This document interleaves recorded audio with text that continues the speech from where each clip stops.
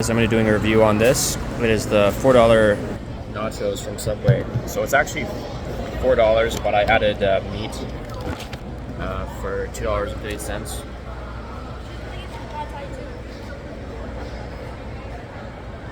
Not a bad deal.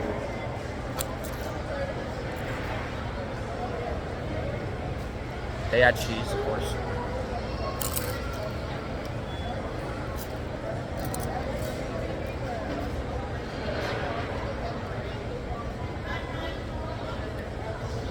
Sorry for my messy eating.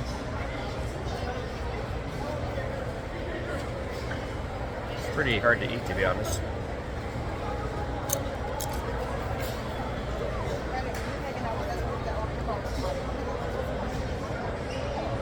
The price is pretty good.